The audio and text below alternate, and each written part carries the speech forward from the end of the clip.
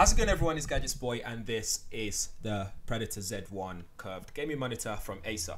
As you know, any gaming monitor or any gaming peripheral, hardware, whatever from Acer always look snazzy, always looks very much like a gaming equipment from the get-go as you see it. But anyway, it's aimed at gamers who wants the best visual experience possible, whether it's taking advantage of its immersive design, screen quality, graphics, experience, and so on. It's available in a 27-inch, 30-inch, and a 31.5-inch variants. And this one in front of us is a 30-inch model.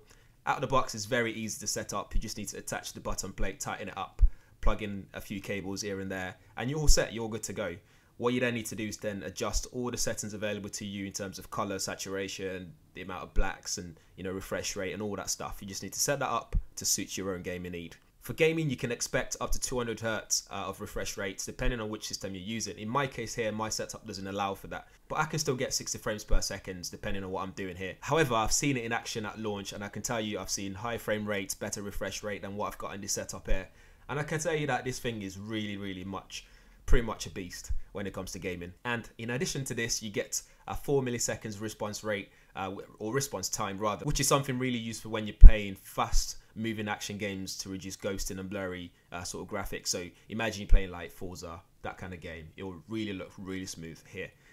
With NVIDIA Gsync as well, you get smooth gaming experience. It keeps the shutter at bay by syncing up with your system's GPU. And if you ask me, that's pretty smart. When you're playing shooting games, you can choose to use the built-in Tobii eye tracking tech, for example.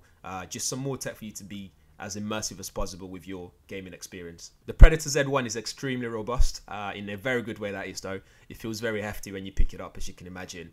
You can tilt the display on both sides. You can adjust its eye by up to 120mm, which is really good. Again, it's good for making sure that you're sitting right in the right position, you're getting the right experience without affecting your posture. For those who hates cables and exposed cabling, you can cover it up on the back once you've connected all your plugs and stuff like that. So talking of ports as well, you have a few USB 3 ports available to you to connect all your gaming peripherals.